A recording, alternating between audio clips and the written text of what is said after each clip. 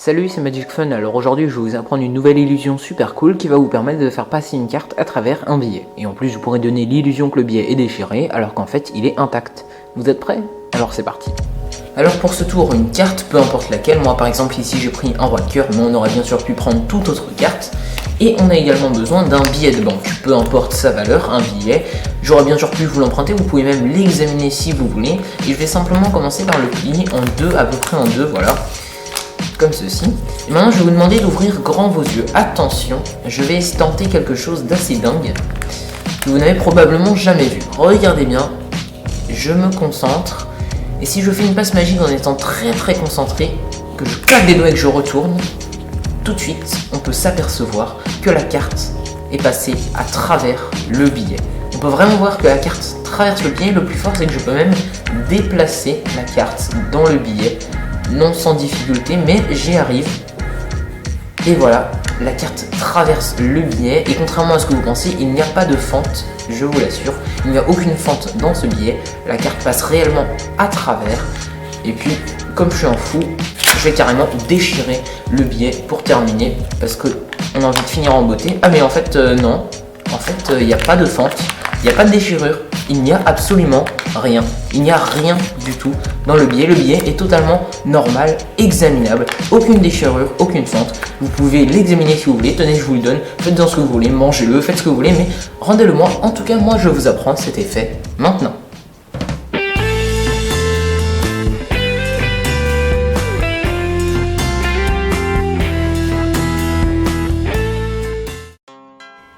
Alors les amis, comment faire ce tour de magie? Tout d'abord, vous aurez besoin d'un billet de banque totalement normal et ordinaire que vous pouvez bien sûr emprunter et donner à examiner au public si vous voulez. Je vous conseille vraiment de le faire, puisque vous pouvez le faire, pourquoi ne pas le faire? Donc un billet normal, et en plus de ça, il nous faudra aussi une carte qu'on appelle une carte gimmick. Alors une carte gimmick, c'est tout simplement une carte truquée. Ici la nôtre, elle ressemble à ça. Alors fabrication, préparation de la carte gimmick. En fait, elle se compose de deux cartes, ou plutôt une et demie on va dire, identiques de dos et de face. Et en fait il nous suffit de les scotcher sur une des deux petites tranches, en fait sur la largeur de la carte entière, puisque vous pouvez voir que la première je l'ai simplement découpée en deux à la moitié. Donc à la moitié vous la coupez en deux et vous scotchez une des deux moitiés avec du ruban adhésif transparent de préférence, comme ça on voit pas que ça a été scotché. Vous la scotchez donc à la carte entière sur une largeur. Et du coup, si on veut montrer la face de la carte gimmick, si on rabat la moitié de carte, là on a l'impression d'avoir une face normale. Le petit problème, c'est que comme vous voyez, on voit clairement la découpe ici. Alors pour éviter ça, on va simplement rabattre de l'autre côté la moitié de carte, et là on a l'illusion d'avoir une carte totalement normale et absolument pas gimmickée.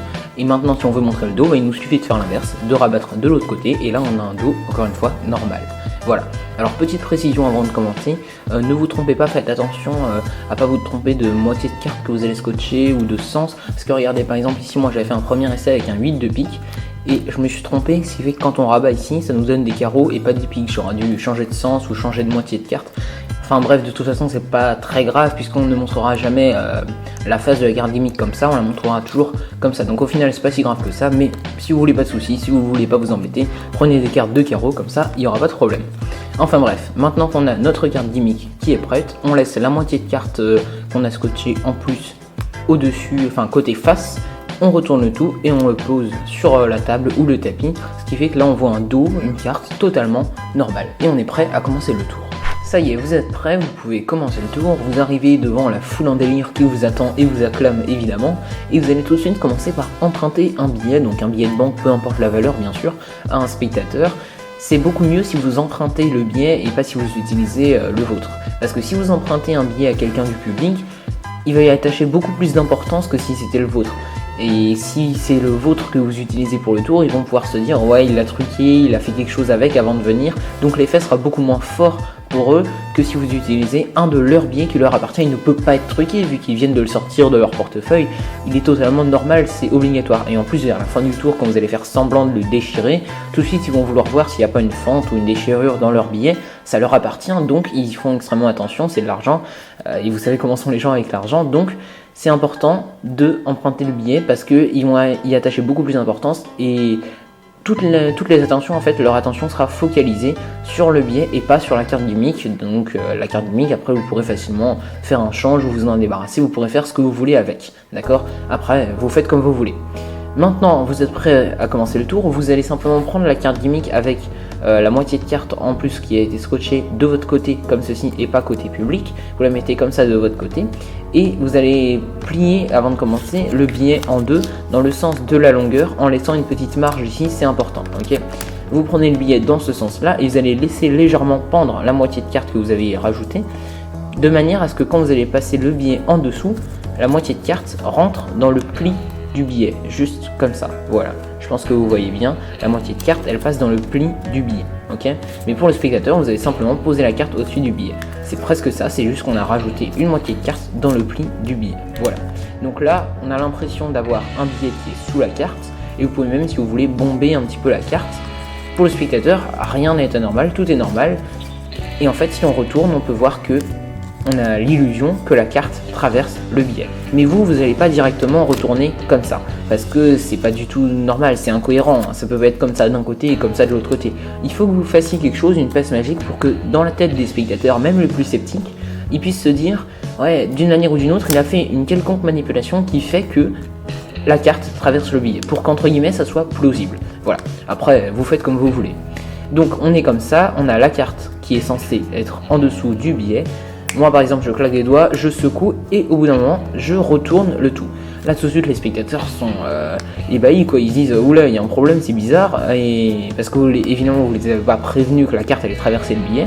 Et là si vous voulez vous pouvez même déplacer la carte dans le billet, comme ça par exemple sur le côté, latéralement vous pouvez la déplacer, voilà. En simulant par exemple un effort comme si vous déchiriez un petit peu le billet. Et vous pouvez le faire aussi de haut en bas, bien sûr pas trop, parce que sinon on va voir la moitié de carte, sachant que plus vous avez pris une moitié de carte grande, longue que vous avez scotché, plus vous aurez de liberté de mouvement, on va dire. Voilà. Après, bien sûr, vous faites comme vous voulez. Et voilà, une fois que vous en avez fini, quand vous pensez que vous en avez fait assez, que vous voulez clôturer, conclure le tour, vous allez faire ça. Et en fait, si on maintient une certaine pression avec notre pouce et les doigts à l'arrière de la carte gimmick, tout en la faisant glisser sur le côté pour la faire sortir du billet, ça va faire comme un bruit de déchirure et les spectateurs penseront tout de suite que le billet a été déchiré par la carte, d'accord? Donc vous faites ça et là, tout de suite, tout le monde va vouloir voir le billet, mais quand même, ne restez pas planté comme ça comme un poireau, les spectateurs pourront voir si vous avez fait une déchirure, donc rapidement, vous retournez la carte, vous la mettez face en bas, du coup, là les spectateurs ne voient plus rien, et comme je vous l'ai dit précédemment, leur attention va être focalisée sur le billet et tout de suite ils vont chercher à voir s'il n'y a pas une fente ou une déchirure dans le billet parce qu'ils vont se dire c'est pas possible, d'accord. Et là pratiquement personne ne cherchera à regarder la carte et c'est à ce moment là que si vous voulez vous pouvez faire bien sûr un change ou la faire disparaître ou faire ce que vous voulez. Après vous faites comme vous voulez. Voilà, c'est tout pour ce tour. J'espère vraiment que vous avez apprécié cette vidéo, n'hésitez pas à la liker et à la partager sur les réseaux sociaux pour me soutenir et bien sûr vous pouvez toujours vous abonner à ma chaîne pour ne pas rater les prochains tours expliqués. Après, vous faites comme vous voulez.